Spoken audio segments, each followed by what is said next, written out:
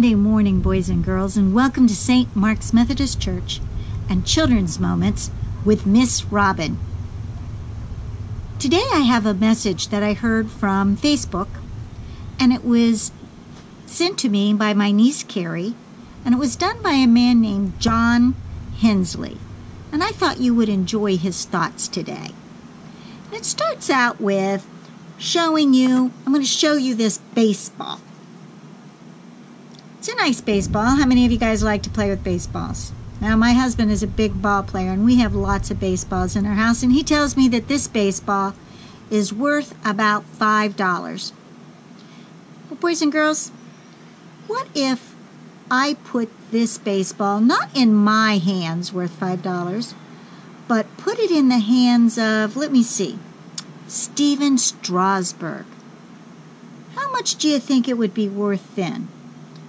Probably about $30 million. Now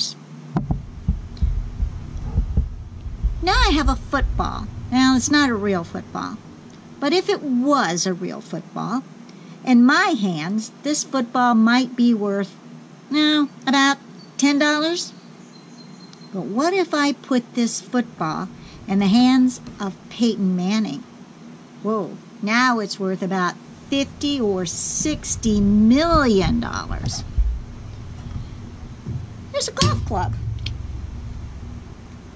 This golf club in my hands is probably worth $50. But what if we put it in the hands of Tiger Woods? Well, then we're probably talking about $80 million. So I guess it just all depends on whose hands things are in, right? How much they're actually worth. Let's think about it a minute.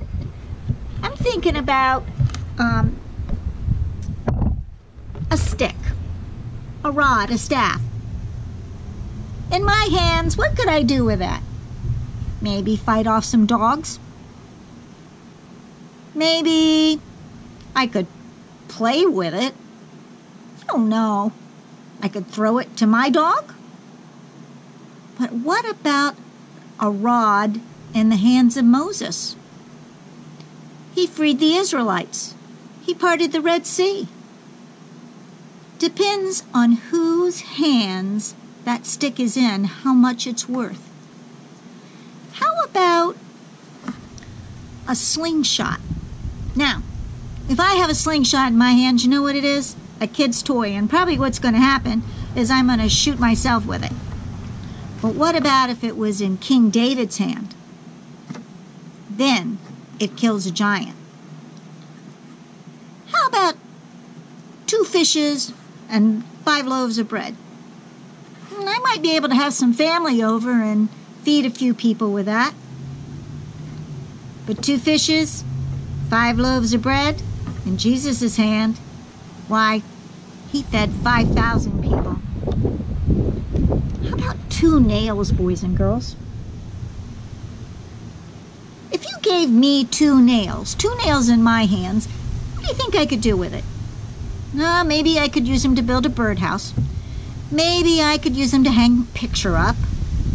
I'm not going to do too much with 2 nails. They're not going to be very useful. But 2 nails in the hands of Jesus, why, that was salvation for all the people that believe him. See, it all depends on whose hands you're in. Let's just take all your cares and all your worries, all the things that are happening that are frightening to us. If we put those in our hands, do you know what they stay? Cares and worries and scary things. But what if you take those very same things and you give them to God? Then God takes care of it. In Matthew, the 6th chapter, verses 25 through 32, it says this, boys and girls.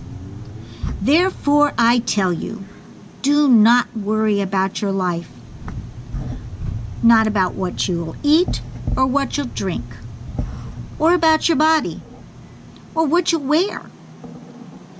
Is not life more than food, and the body more than clothes?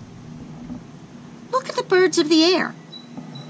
They do not sow, or reap, or stow away in barns, and yet your heavenly Father feeds them.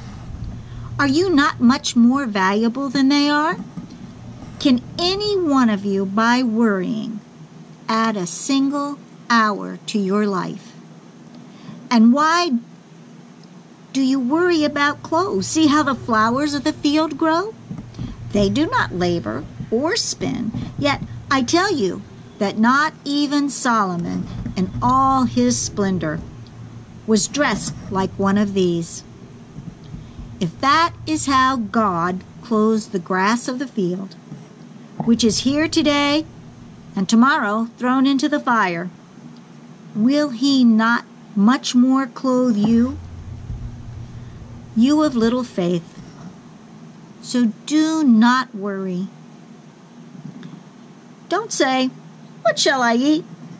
What shall we drink? What shall we wear?" Your heavenly Father knows what you need, and he's got you covered. Remember, it all depends on whose hands you're in. Give it all to Christ. Let's bow our heads. Dear God, give us the strength and the wisdom to put all of our fears and our worries and our cares in your hands, knowing that with you, all things are possible. Have a happy, wonderful Sunday and a great week, boys and girls. See you next Sunday.